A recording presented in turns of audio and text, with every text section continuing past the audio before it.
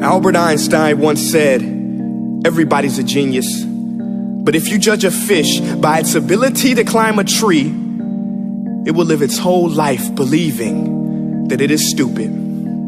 Ladies and gentlemen of the jury, today on trial we have modern day schooling. Glad you could come. Not only does he make fish climb trees, but also makes them climb down and do a 10-mile run. Tell me, school, are you proud of the things you've done?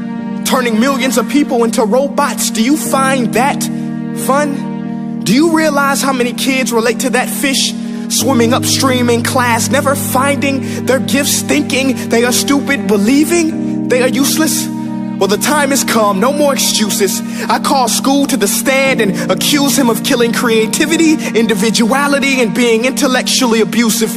He's an ancient institution that has outlived his usage. So, Your Honor, this concludes my opening statement, and if I may present the evidence of my case, I will prove it. Proceed. Exhibit A. Here's a modern day phone. Recognize it? Here's a phone from 150 years ago. Big difference, right? Stay with me. Here's a car from today, and here's a car from 150 years ago. Big difference, right? Well, get this. Here's a classroom of today, and here's a class we used 150 years ago. Now, ain't that a shame? In literally more than a century, nothing has changed. Yet you claim to prepare students for the future? But with evidence like that, I must ask, do you prepare students for the future or the past?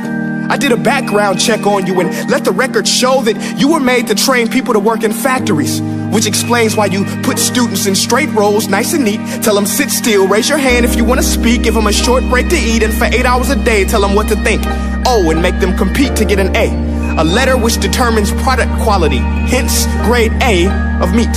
I get it. Back then, times were different. We all have a past. I myself am no Gandhi. But today, we don't need to make robot zombies. The world has progressed. And now we need people who think creatively, innovatively, critically, independently, with the ability to connect. See, every scientist will tell you that no two brains are the same.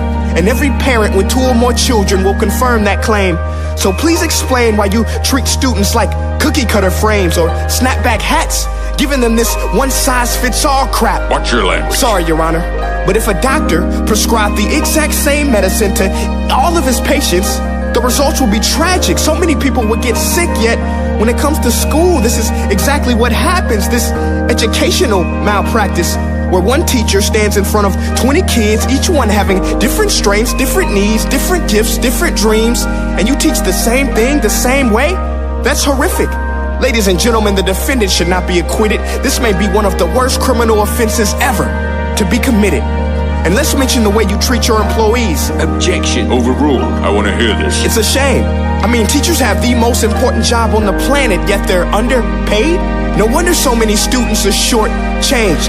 Let's be honest, teachers should earn just as much as doctors, because a doctor can do heart surgery and save the life of a kid, but a great teacher can reach the heart of that kid and allow him to truly live. See, teachers are heroes that often get blamed, but they're not the problem. They work in a system without many options or rights. Curriculums are created by policymakers, most of which have never taught a day in their life. Just obsessed with standardized tests. They think bubbling in a multiple choice question will determine success. That's outlandish. In fact, these tests are too crude to be used and should be abandoned, but don't take my word for it. Take Frederick J. Kelly, the man who invented standardized testing, who said, and I quote, "These tests are too crude to be used and should be abandoned." Ladies and gentlemen of the jury, if we continue down this road, the results will be lethal. I don't have much faith in school, but I do have faith in people. And if we can customize healthcare, cars, and Facebook pages, then it is our duty to do the same for education, to upgrade it, change it, do away with school spirit, because that's useless. Unless we're working to bring the spirit out of each and every student, that should be our task.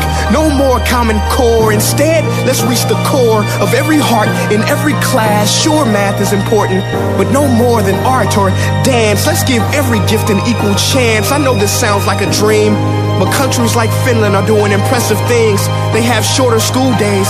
Teachers make a decent wage. Homework is non-existent, and they focus on collaboration instead of competition. But here's the kicker, boys and girls. Their educational system outperforms every other country in the world. Other places like Singapore are succeeding rapidly. Schools like Montessori, programs like Khan Academy. There is no single solution, but let's get moving. Because while students may be 20% of our population, they are 100% of our future. So let's attend to their dreams, and there's no telling what we can achieve. This is a world in which I believe, a world where fish are no longer forced to climb trees. I'll rest my case.